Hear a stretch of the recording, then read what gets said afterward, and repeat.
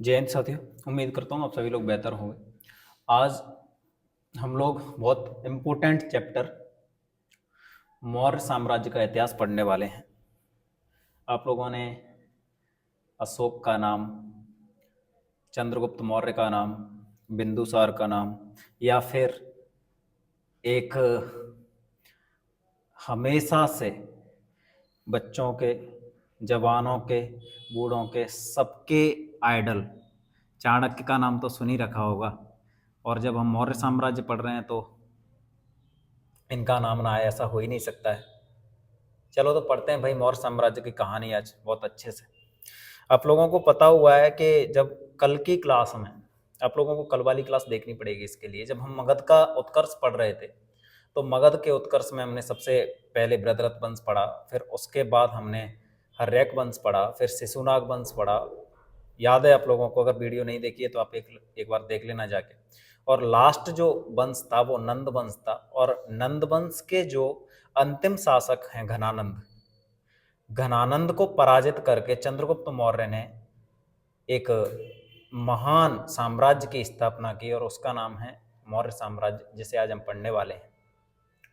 मौर्य साम्राज्य की जो स्थापना है चंद्रगुप्त मौर्य द्वारा तो की गई, लेकिन क्या ये इतना आसान था कि जो एक नंद डायनेस्टी जो इतना अच्छे लेवल पे स्थापित थी मगध साम्राज्य की, उसको उखाड़ना, घनानंद के अत्याचारों से जनता को मुक्त कराना, क्या ये इतना आसान था? क्या चंद्रगुप्त मौर्य किसी राजा रजवाड़े का बच्चा था? क्या कोई गॉडफादर था इसका? क्या ऐसी स्थिति प्रकट हुई? आप लोगों को पता होगा कि यूनानी शासक सिकंदर जब इंडिया पे अटैक करने आया तो उनका युद्ध हुआ, हाइडेस्पीज का युद्ध पोरस के मध्य। अगर वो युद्ध ऐसा संभव हो सकता था कि अगर वो नदियां पार कर जाते, या मतलब क्योंकि जो व्यक्ति अगर ठान के आया तो वो कुछ भी कर सकता है। जब आंखों में अरमान लिया, मंजिल को अपना मान लिया, जब आंखों में अरमान लिया, मंजिल को अपना मान लिया, अब मुश्किल क्या आसान क्या, बस ठान लिया तो ठान लिया। ये कंडीशन अगर सिकंदर की होती और अगर वो इस कंडीशन में रहते कि हमें मगध को भी मतलब विजिट करना है, तो वो आ सकते थे। और घनानंद तो इतने स्थिति में था, इतना अहंकार में चूर था कि वो जनता को, शिक्षकों को, जो उस समय जैसे चाणक्य भी एक शिक्षक ही थे, या फिर वो उन ज्ञानी लोगों का तो सम्मान करता ही नहीं था जो उसे थोड़ा बहुत भी समझाते कि भैया ये चीजें मतलब ठीक नहीं है। और वो अपने अहंकार में, अपने मद में इतना चूर था कि वो अपने अलावा किसी और की बात नहीं सुनता था। वो वाकया आप लोगों को अच्छे से मतलब पता होगा। आप लोग आजकल मतलब इतने सारे सीरियल्स आते हैं तो मतलब लोग देखते रहते हैं कि चाणक्य और घनानंद का मतलब क्या मामला हुआ। चाणक्य की जब वो दरबार में, भरे दरबार में जब बेइज्जती करता है तो चाणक्य अपनी जो चोटी है उसको खुला रखने की प्रतिज्ञा लेते हैं और बोलते हैं कि मैं अपनी चोटी को तब तक खुला रखूंगा जब तक कि मतलब मैं घनानंद का सर्वनाश नहीं कर देता, उसके बाद ही इसको मतलब बांधूंगा। तो वो आप सीरियल्स वगैरह मतलब ये देखते रहते हो तो आपको मतलब ये सब चीजें जानकारियां हैं। लेकिन हम बात करते हैं थोड़ा सा कि चंद्रगुप्त मौर्य कौन है। चंद्रगुप्त मौर्य जो इतने बड़े साम्राज्य की स्थापना करता है, वो चंद्रगुप्त मौर्य है कौन असल में? जब घनानंद की ये जो स्थिति चल रही थी अहंकार वाली, उस स्थिति में जब चाणक्य घनानंद से मिलने जाते हैं उनके दरबार में और जो उनको उस स्थिति से परिचय करवाते हैं कि भाई जनता कितनी मतलब त्राहिमाम त्राहिमाम कर रही है, बहुत परेशान है जनता, तुमसे त्रस्त आ चुकी है। लेकिन घनानंद ये बात सुनने के लिए नहीं था, सुनने के लिए तैयार नहीं था, और उन्होंने चाणक्य की बेइज्जती और कर दी। चाणक्य प्रतिशोध की ज्वाला में दहक रहा था, और चाणक्य का मतलब मामला था कि मैं किसी भी हालत में इससे ये बदला लूंगा और यहां से एक ऐसे निठल्ले, अहंकारी और अकर्मण्य शासक का अंत करूंगा जिससे कि यहाँ की जनता एक अच्छे शासक के दर्शन कर पाए और एक अच्छे शासक के शासन में मतलब जी पाए, खुली सांस ले पाए। क्योंकि जब शासक अहंकारी होता है, शासक अच्छा नहीं होता है, तो सिर्फ शासक ही नहीं बल्कि सारे के सारे जो प्रशासनिक अधिकारी हैं, सारे के सारे मंत्री हैं, सारे के सारे उससे जुड़े हुए लोग हैं, कुलीन वर्ग के जितने भी उससे संबंधित लोग हैं, वो सारे के सारे लोग मतलब शोषण पर उतारू हो जाते हैं और ऐसी कंडीशन में जनता पिसती है। तो ये प्रतिशोध की ज्वाला में धधकते हुए चाणक्य जब रास्ते में जा रहे थे तो उन्होंने देखा कि कुछ बच्चों का झुंड है और वो बच्चों का झुंड राजा प्रजा वाला गेम खेल रहे हैं और उन बच्चों के झुंड में से जो चंद्रगुप्त मौर्य है, जब उसको राजा बनाने की मतलब राजा बनने का नंबर आया तो उन्होंने उस तरीके से मतलब चीजों को मैनेज किया कि जहां पे लगा चाणक्य को एक बार के लिए कि मतलब अगर ये रियल में राजा होता तो कैसा होता।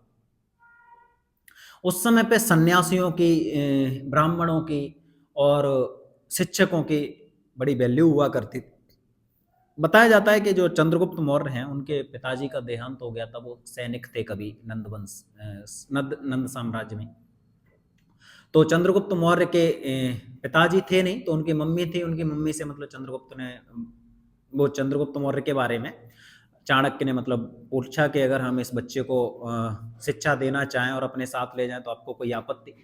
तो उन्होंने सम्मान पूर्वक मतलब बोला कि ले जाओ, आप बच्चा आपका है और आप जो करोगे इसके साथ अच्छा करोगे। और चाणक्य ने उस बच्चे को तैयार किया और उस स्थिति के लिए तैयार किया कि उनके माइंड में था कि ये वही बच्चा है जो बच्चा मेरे प्रतिशोध की जो मेरी ज्वाला भड़क रही है उसको मतलब ठंडा कर सकता है। और ऐसा हुआ भी। मगध साम्राज्य बहुत शक्तिशाली साम्राज्य था, मैंने कल मतलब बताया था आप लोगों को। और आप एक बार जिन बच्चों ने वो वीडियो मतलब कल वाली नहीं देखी है तो पहले वो वाली वीडियो जरूर देखें, जिससे क्या है मतलब आपके कॉन्सेप्ट क्लियर होंगे। तो चंद्रगुप्त मौर्य ऐसे आसानी से शासक कैसे बन सकता था? क्या डायरेक्ट जाके मतलब घनानंद के ऊपर अटैक कर दिया, ऐसा क्या मतलब मामला हुआ? तो डायरेक्शन देने वाला उसको कोच मिल चुका था बहुत बेहतर, उसको गुरु मिल चुका था जो उसको रास्ता दिखाने वाला था, लेकिन उस रास्ते पे चलना चंद्रगुप्त मौर्य को था। चंद्रगुप्त मौर्य ने एक छोटी सी एक अपने दोस्तों की या फिर एक ऐसे लोगों की जो काबिल थे उनकी एक कमेटी बनाई और उस कमेटी ने सबसे पहले मतलब एक व्यवस्था बनाई कि जो सिकंदर यहां अपने गवर्नर जो छोड़ गया था, सिकंदर तो यहां से चला गया था सिकंदर, लेकिन अपने गवर्नर छोड़ गया था छोटे छोटे, तो उनके ऊपर अटैक करके वहां से मतलब धन दौलत इकट्ठा की चंद्रगुप्त मौर्य ने। और फिर यहाँ के जो छोटे छोटे जो मतलब राजा हुआ करते थे उनसे सहायता लेके और उन्होंने फिर एक बड़ा प्लान करके और नंद साम्राज्य पे अटैक कर दिया। और ये जो अटैक था, ये अटैक भारत की हिस्ट्री को चेंज करने वाला अटैक साबित हुआ और चंद्रगुप्त मौर्य ने घनानंद को पराजित किया और एक नए साम्राज्य की स्थापना की। उस साम्राज्य का नाम है मौर्य साम्राज्य। अब इस पे कुछ फैक्चुअल इंफॉर्मेशन लिखी हुई है, फिर हम मतलब बात करेंगे। तो आ जाइए भाई, एग्जाम के लिए बहुत इंपॉर्टेंट है मेरे दोस्तों, एग्जाम के लिए तो इंपॉर्टेंट है ही, साथ ही उन सभी लोगों के लिए तो बहुत ज्यादा मतलब उत्सुकता वाला मामला है जो इन पे मतलब लड़ते रहते हैं कि चंद्रगुप्त मौर्य कौन सी जाति से हैं, अशोक कौन सी जाति से हैं, या फिर इनके ऊपर बिना फालतू का मतलब ये वाला मामला। तो देखो बिना जानकारी के इस जाति से उस जाति से ऐसा वैसा ये सब चीजें नहीं करनी है, इसको पढ़ लो ठीक से, उसके बाद ये सब नहीं करोगे। और हमें अपने इतिहास पे गर्व महसूस होना चाहिए, किसी जाति पे नहीं बल्कि मतलब हमें गर्व होना चाहिए भारतीय होने पे। चलो भाई देखो, चंद्रगुप्त मौर्य मौर्य साम्राज्य के संस्थापक हैं। इन्होंने राजधानी बनाया पाटलिपुत्र को। इनका जन्म मतलब 545 बीसी में हुआ था। इनके गुरु और प्रधानमंत्री चाणक्य थे। इनकी एक पुस्तक है अर्थशास्त्र, कौटिल्य का अर्थशास्त्र, आपने मतलब सुना होगा बहुत अच्छे से। इन्हें चाणक्य के जो उपनाम है कौटिल्य, चाणक्य या विष्णुगुप्त, इन्हीं के मतलब नाम है ये, ठीक है। ये पुस्तक जो अर्थशास्त्र है ना, ये पुस्तक बेसिकली है राजनीति की, ये पुस्तक राजनीति की है। और इसमें जो सिद्धांत लिखे हुए हैं इस पुस्तक में, वो सिद्धांत आज की राजनीति पर भी लागू होते हैं। आज की वर्तमान परिस्थितियों में भी ये पुस्तक उसी तरह फिट बैठती है बिल्कुल जैसे कि आज से 2500 साल पहले बैठती थी। सोच के देखो भाई, है ना, कितना दूरदर्शी मतलब इंसान है ये। सिकंदर के सेना ये चंद्रगुप्त मौर्य ने 322 ईस्वी पूर्व में मगध की गद्दी को हासिल किया था, ये जरूर याद रखना। 322 ईस्वी पूर्व में सिकंदर के सेनापति थे सेल्यूकस निकेटर। कौन?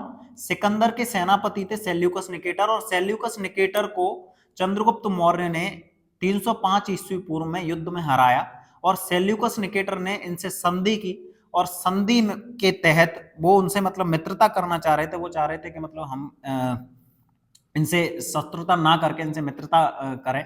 तो उन्होंने अपनी बेटी की शादी भी की चंद्रगुप्त मौर्य से, और अपने राजदूत मेगस्थनीज को इनके दरबार में मतलब भेजा, जिन्होंने इंडिका नामक पुस्तक लिखी। और मेगस्थनीज को भारतीय इतिहास का जनक भी बोला जाता है। भाई एकदम क्लियर है, अगर आप थोड़ा सा सुनते भी रहोगे, आपके कानों में आवाज भी जाती रहेगी, तो आपके एग्जाम में कोई भी प्रश्न ऐसा नहीं रहेगा जो छूट जाए इससे संबंधित। आया समझ में? चलो भाई, अपनी पुत्री हेलेना से मतलब शादी कर दी चंद्रगुप्त मौर्य की, किसने? सेल्यूकस निकेटर ने। चलो भाई आगे देखो, सेल्यूकस निकेटर ने कुछ दान में या एक तरीके से उपहार स्वरूप जो कुछ भेंट किया, वो काबुल, कांधार, हेरात और मकरान के मतलब क्षेत्र थे जो चंद्रगुप्त मौर्य को मतलब दान में दिए।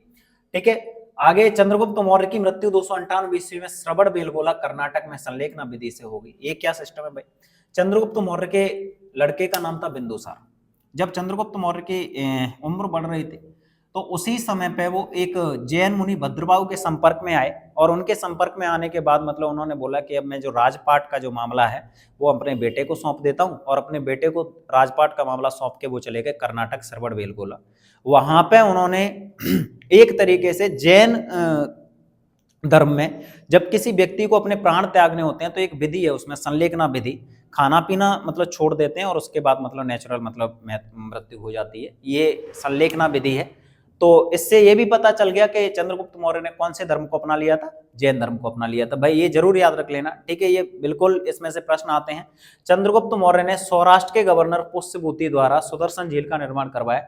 मतलब चंद्रगुप्त मौर्य के एक गवर्नर हैं पुष्यभूति, उन्होंने सुदर्शन झील का निर्माण करवाया, इसको जरूर याद रख लेना, ठीक है। हाँ, चंद्रगुप्त मौर्य को भारतीय इतिहास का प्रथम सम्राट कहा जाता है। देखो, मगध से इन्होंने अपने साम्राज्य की सीमा मगध तक सीमित नहीं रखी, और अपनी साम्राज्य की सीमाओं को इतना बढ़ाया कि चंद्रगुप्त मौर्य को बोला जाता है क्या? भारतीय इतिहास का प्रथम सम्राट। क्लियर है? चंद्रगुप्त मौर्य के बारे में ये जानकारी जरूर याद रखना, ठीक है। आगे मतलब याद रखना, ये एक प्लूटार्क नामक एक मतलब राजदूत थे, और इन्होंने चंद्रगुप्त मौर्य के बारे में मतलब बोला कि चंद्रगुप्त मौर्य ने सेल्यूकस निकेटर को मतलब एक तरीके से रिश्तेदारी निभाने के क्रम में 500 हाथी उपहार में दिए थे। और जैसा कि कल मैंने मतलब बताया कि मगध में हाथी, वन्य जीव या फिर मतलब जो वन्य सामग्री थी उसकी तो कोई कमी थी ही नहीं, तो 500 हाथी उपहार स्वरूप मतलब दिए थे, जरूर याद रखना। चंद्रगुप्त मौर्य का जो उत्तराधिकारी है वो बिंदुसार है। बिंदुसार को वायु पुराण में भद्रसार, जैन ग्रंथों में सिंहसेन, और यूनानी ग्रंथों में इसको एमेट्रिकेटस या अमित्रघात नाम से मतलब जाना जाता है। शत्रुओं का नाश करने वाला, शत्रु विनाशक मतलब बोला जाता है इसको। इसके दरबार में बिंदुसार के दरबार में एक डाइमेकस नामक यात्री आया या राजदूत भेजा था। किसने भेजा था? ये एंटीओकस ने मतलब भेजा था। जरूर ये प्रश्न जरूर आपके पेपर में मतलब देखने के लिए मिल सकता है कि बिंदुसार किस धर्म का अनुयायी था या किस संप्रदाय का अनुयायी था? तो ये आजीवक संप्रदाय का अनुयायी था। कौन से संप्रदाय का? आजीवक संप्रदाय का अनुयायी था। और बिंदुसार के मतलब देखो, बौद्ध ग्रंथों में बोला जाता है कि बिंदुसार के मतलब 100 लड़के थे। कहीं कहीं पे मतलब ये उल्लेख मिलता है कि बिंदुसार के 4 लड़के थे। 4 लड़कों में से सबसे बड़ा जो लड़का था वो सुसीम था, और दूसरे नंबर का जो लड़का था वो अशोक था। बिंदुसार मतलब अपने जो सुसीम है बड़ा वाला बेटा, उसको मतलब उससे बहुत प्यार करता था, उसको ही वो राजा बनाना चाहता था। लेकिन वो अपने बेटे अशोक की महत्वाकांक्षाओं से बहुत डरता था, और उसको मतलब ये दिखता था कि मतलब अशोक नहीं चाहता कि सुसीम शासक बने, अशोक चाहता था कि शासक मैं बनूं। और इस कंडीशन में बिंदुसार ने अशोक को उज्जैन का गवर्नर नियुक्त कर दिया था, और वो चाहता था कि ये थोड़ा सा मतलब मगध से दूर रहे या फिर पाटलिपुत्र से मतलब थोड़ा सा दूरी बना के रहे, और वो सुसीम को मतलब क्या बनाना चाहता था? राजा बनाना चाहता था। तभी अचानक से एक मतलब घटना घटित हुई, और वो घटना ये थी कि तक्षशिला में एक विद्रोह हो गया था, और तक्षशिला में विद्रोह हुआ तो उस विद्रोह को दबाने के लिए बिंदुसार ने अपने बड़े लड़के सुसीम को जिम्मेदारी दी, और वो चाहता था कि मतलब सुसीम इस जिम्मेदारी को बखूबी निभाएगा, और बखूबी निभाएगा तो जनता की नजर में आ जाएगा, और जनता बोलेगी कि देखो वो विद्रोह को दबा के आया है, और अच्छा शासक सिद्ध होगा। लेकिन ऐसा हुआ नहीं, सुसीम उस विद्रोह को नहीं दबा पाया। उसके बाद ये जिम्मेदारी मतलब अशोक ने ली, और अशोक ने 18 साल की उम्र में उस तक्षशिला में जो विद्रोह हो रहा था उस विद्रोह को दबा दिया।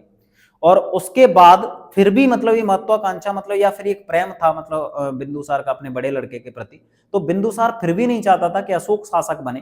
तो उसने क्या किया, अशोक को उज्जैन और तक्षशिला दोनों का गवर्नर नियुक्त कर दिया। फिर वो सुसीम को चाहता था कि मतलब वो हेड बने, लेकिन अशोक ने ठान लिया था कि मैं इसको हेड नहीं बनने दूंगा। उसने मतलब प्रशासन का सहारा लिया, उस समय की सेना का सहारा लिया और अपने बड़े भाई की हत्या कर दी। ना सिर्फ अपने बड़े भाई की हत्या की, उससे संबंधित जितने भी लोग थे, ऐसा बोला जाता है कि अशोक ने मतलब 100 भाइयों को मारा। तो जो सुसीम से संबंधित चाचा था, जो भी मतलब ऐसे करके मतलब कुछ होंगे उनसे पारिवारिक मतलब या कुलीन संबंध मतलब जो रखते होंगे, उन सबको खत्म कर दिया था। और उसके साथ 500 अन्य लोगों को भी मतलब मार दिया था अशोक ने, तब जाके शासक बना। अशोक के बारे में बोला जाता है कि बहुत क्रूर शासक था, बहुत ज्यादा क्रूर शासक था। उसके जो आगे कानून आनून भी थे वो ऐसे बहुत क्रूर हुआ करते थे। बौद्ध ग्रंथों के अनुसार तो अशोक का जो रूप है वो भी इतना भारी भयंकर दिखाया गया है कि अशोक इतना काला था, अशोक ऐसा दिखता था, अशोक ऐसा था वैसा था। मतलब क्योंकि जब तक मतलब तुम किसी को बड़ा वाला विलन नहीं बताओगे तब तक उसकी हीरो वाली छवि निखर के कैसे आएगी, समझ रहे हो। मुझे नहीं पता अशोक कैसा था, लेकिन जब तक उसको तुम बड़े विलन नहीं दिखाओगे तो फिर उसकी हीरो वाली छवि मतलब एवरेज रह जाएगा ना फिर तो। चलो तो बिंदुसार का कौन सा वाला लड़का मतलब शासक बनता है, उसका नाम है अशोक। कौन, अशोक। अशोक महान लिखा है, तो भाई इसको मतलब ग्रेट क्यों बोला जा रहा है वो हम समझ में आ जाएगा आप लोगों को अच्छे से। 269 बीसी में ये गद्दी पर बैठा और इसने भी राजधानी पाटलिपुत्र को मतलब बनाया। गद्दी पे बैठने से पहले ये अवंती का राज्यपाल हुआ करता था, कोई दिक्कत नहीं है। पुराणों में अशोक को अशोक वर्धन कहा गया है, क्या, अशोक वर्धन। और इसी अशोक को अन्य नामों से भी मतलब जाना जाता है, जैसे कि तुमने मतलब देवनाम प्रियदर्शी है, या फिर इसको चंडाशोक भी बोला जाता है, इसी इसके क्रूर रूप की वजह से। किस वजह से, अपने क्रूर रूप की वजह से अशोक को ऐसे ऐसे मतलब नामों से मतलब, देवनाम प्रियदर्शी का मतलब होता है देवताओं को प्रिय लगने वाला। चलो ठीक है। कलिंग पर इसने आक्रमण किया 261 बीसी में। देखो मैं बोल रहा हूं कि अशोक बहुत क्रूर था, ऐसा बौद्ध ग्रंथों के हवाले से। लेकिन कलिंग का युद्ध हुआ 261 ईस्वी पूर्व में। कलिंग मतलब उड़ीसा वाला एरिया है, यहाँ अनंत पद्मनाभन नामक एक शासक है जिनसे ये युद्ध होता है। इस युद्ध में बताया जाता है कि कलिंग की साइड से भी और अशोक की साइड से यानी मगध की साइड से भी बहुत सारे सैनिकों की मतलब मृत्यु हुई या शहादत हुई, लाखों की संख्या में लोग। लेकिन ये युद्ध किसके पक्ष में परिणाम इसका हुआ, अशोक के पक्ष में, मतलब अशोक इस युद्ध को जीत गया था। अब यहाँ पे कुछ लोग बोलते हैं कि इस लाशों को देख के यहाँ पे जो विवत्स इतनी मतलब घटना ऐसी कंडीशन हुई उसको कि चारों तरफ उसको लाश के ढेर दिखाई पड़ रहे हैं, मुंडी दिखाई पड़ रहे हैं, कहीं हाथ कटा डाला है, कहीं पे सिर कटा डाला है, कहीं मतलब ये कंडीशन देख के अशोक का खुद का हृदय मतलब कांप गया था। लेकिन जो बौद्ध ग्रंथ है वो बोलते हैं कि नहीं ऐसा नहीं था, वो तो इतना क्रूर था, वो कैसे मतलब चेंज हो जाएगा। तो बोला जाता है कि वहां पे एक साधु आया और उस साधु का नाम है उपगुप्त, बौद्ध भिक्षु है ये। और जब वो वहां पे आए तो अशोक को देखा कि अशोक अपने एक बहुत विशाल हाथी के ऊपर खड़ा हुआ है, और हाथी भी एकदम ब्लैक, उसके ऊपर अशोक खड़ा हुआ है वो उससे भी ज्यादा भयानक। बात वो क्या है, मैंने बोला ना, जब तक किसी को विलन इस तरीके से नहीं दिखाओगे ना तब तक वो मतलब चीजें हीरो वाला फीलिंग आएगी नहीं। तो अशोक के सिर्फ दांत दांत मतलब दिखाई पड़ रहे हैं, और अशोक इस कंडीशन में है कि मैंने बहुत बड़ा काम कर दिया है, मैंने संसार को विजित कर लिया है, ये वाली कंडीशन। जब वो इस तरीके से हंस रहा है तो जो बची हुई सेना है उसकी वो जीत का जश्न मना रही है, इस कंडीशन में है। बाकी लोग मतलब खत्म भी हो गए, उसकी सेना की बात कर रहा हूं मैं, सामने वाले की सेना है उसको तो उसने ढेरी कर दिया पूरे तरीके से। लेकिन उपगुप्त जब वहां पे खड़ा हुआ तो अशोक ने मतलब देखा कि ये कोई अलग आदमी है, क्योंकि ये सैनिक अलग स्थिति में रहते हैं, इनके कपड़े वपड़े मतलब बिल्कुल वेशभूषा सब अलग होती है। लेकिन एक मतलब बौद्ध भिक्षु है वो एक अलग स्थिति में मतलब खड़ा हुआ है, उसको देख के मतलब अशोक की थोड़ी सी हंसी डाउन हुई, और वो मतलब उसने कुछ प्रणाम नमस्ते जो भी किया होगा, अभिवादन किया होगा। तो बौद्ध भिक्षु उपगुप्त ने मतलब अशोक से पूछा कि आप इतना क्यों हंस रहे थे। तो उन्होंने बोला कि मैंने युद्ध जीता है, इतना बड़ा काम किया है, मेरी सेना का मुझे उत्साह वर्धन करना है, और जब हम लौटेंगे अपने राजधानी, तो हमारा स्वागत होगा, ये होगा, वो होगा, सब चीजें मतलब बोली। उपगुप्त ने मतलब स्माइल की, और स्माइल बहुत बुरी होती है। स्माइल किसी को भी मतलब बहुत अच्छे लेवल पे कोई इंसान चाहे परेशान हो रहा हो तो, और ज्यादा खुश हो रहा हो तो, वो दोनों ही स्थिति में नॉर्मल कर देगी स्माइल। क्योंकि ये होता है कि भाई स्माइल के पीछे का राज क्या है।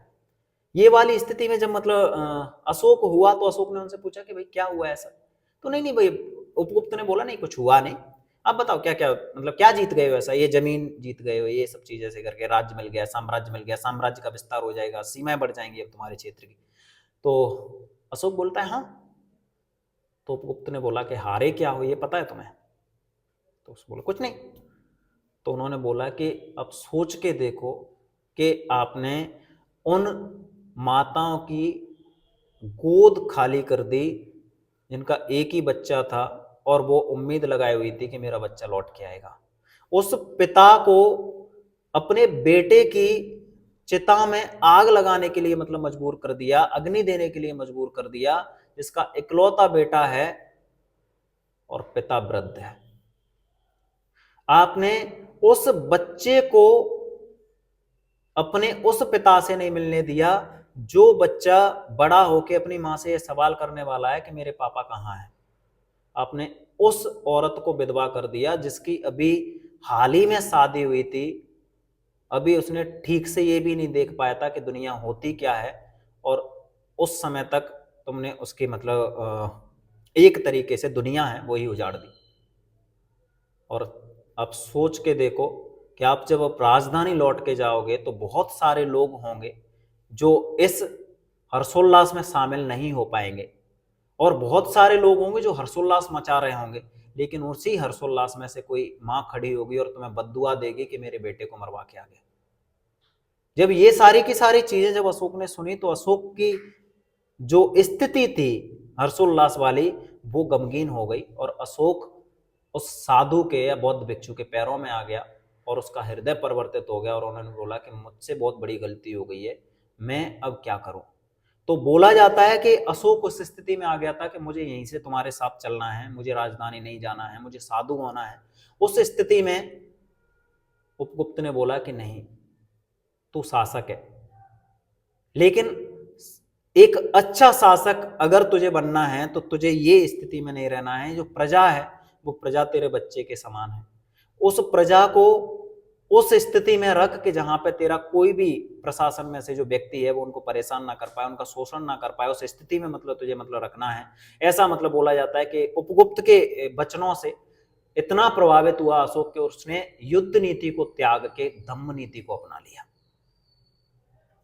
जब उसने इस युद्ध नीति को त्यागा तो ऐसा नहीं था कि वो कभी हथियार नहीं उठाएगा, और उसका मामला ऐसा था कि मैं बेवजह हथियार नहीं उठाऊंगा, मुझे जब तक कि मतलब अनिवार्य नहीं हो जाएगा हथियार उठाना, जब तक मुझे बेबस नहीं कर दिया जाएगा, जब तक कि मेरे स्वाभिमान पर चोट नहीं पहुंचेगी, तब तक मैं हथियार नहीं उठाऊंगा।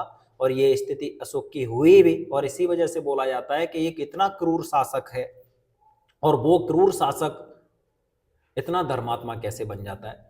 चलो भाई देखो, ये प्रश्न मतलब जहां से तुम्हें मिलेंगे बहुत ज्यादा। प्रारंभ में अशोक ब्राह्मण धर्म और शिव का उपासक हुआ करता था, बाद में बौद्ध भिक्षु उपगुप्त के संपर्क में आने से ये बौद्ध धर्म में मतलब चले गए, और इन्होंने अपने पुत्र महेंद्र, जो कि अशोक का बड़ा वाला पुत्र है, इससे छोटा वाला है वो कुणाल है, जो कि राजा बनता है, महेंद्र राजा भी नहीं बना। तो महेंद्र और पुत्री संघमित्रा इन दोनों को मतलब बौद्ध धर्म का प्रचार प्रसार करने के लिए मतलब श्रीलंका भेजा। मास्की और गुर्जरा ऐसे अभिलेख हैं जहां से अशोक का नाम अशोक मिलता है, और अशोक के अन्य अभिलेखों में उसको मतलब देवनाम प्रियदर्शी के नाम से मतलब जाना गया है। जरूर भाई याद रख लेना, इसको कामाशोक, चंडाशोक अन्य नामों से भी मतलब जाना जाता है। ठीक है, अशोक के जो शिलालेख हैं वो अरमाइक, ग्रीक, ब्राह्मी, खरोष्टी इन लिपियों में मतलब मिलते हैं। भाई पेपर में प्रश्न आएंगे, अरमाइक, ग्रीक, ब्राह्मी और खरोष्टी लिपियों में मतलब मिलते हैं। एक बहुत अच्छे से मतलब याद रख लेना। अशोक के दरबार में एक डायनीसियस करके एक राजदूत था, वो भी आया था। ये मिस्र के शासक फिलाडेल्फस का टॉलमी द्वितीय मतलब उसका राजदूत हुआ करता था डायनीसियस, जरूर याद रख लेना।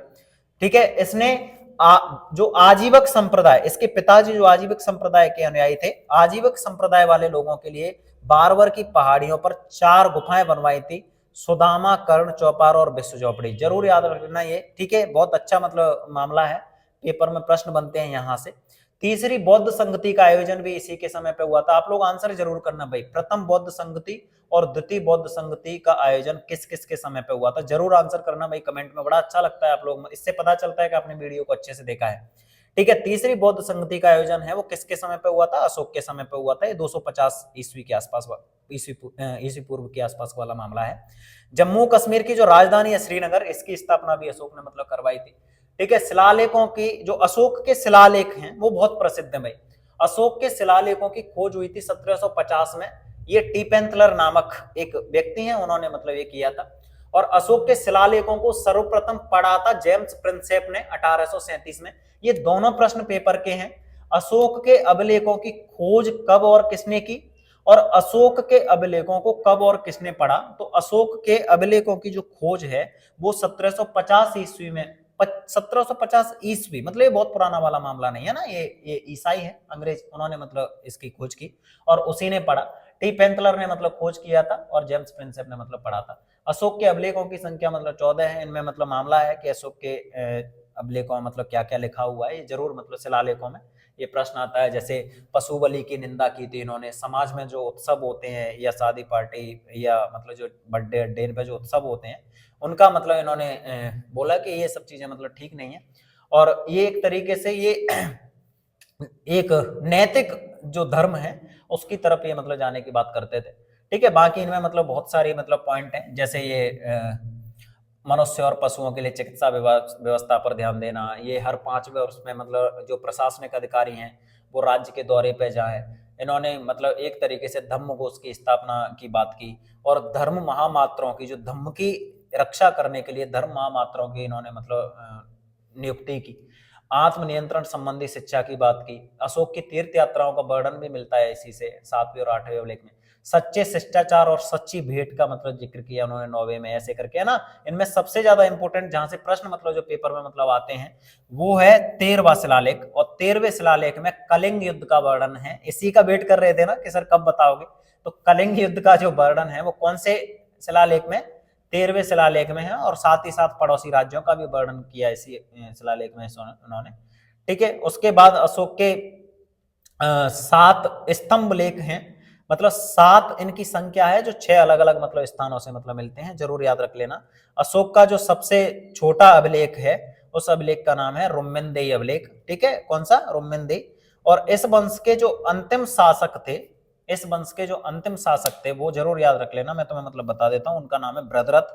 और जरूर याद रखना, मगध साम्राज्य का पहला वंश था वो भी भद्रथ था, और पहला शासक था वो भी भद्रथ था। और यह मौर्य वंश का जो अंतिम शासक है वो भद्रथ है। इसके समय पे मतलब प्रांत को चक्र बोला जाता था, प्रांतों के जो प्रशासक हैं उसको मतलब राष्ट्र बोला जाता था। इसके बहुत इंपॉर्टेंट बात, मौर्य साम्राज्य की जो समृद्धि का जो एक पिलर था वो था वहां के चर या जासूस।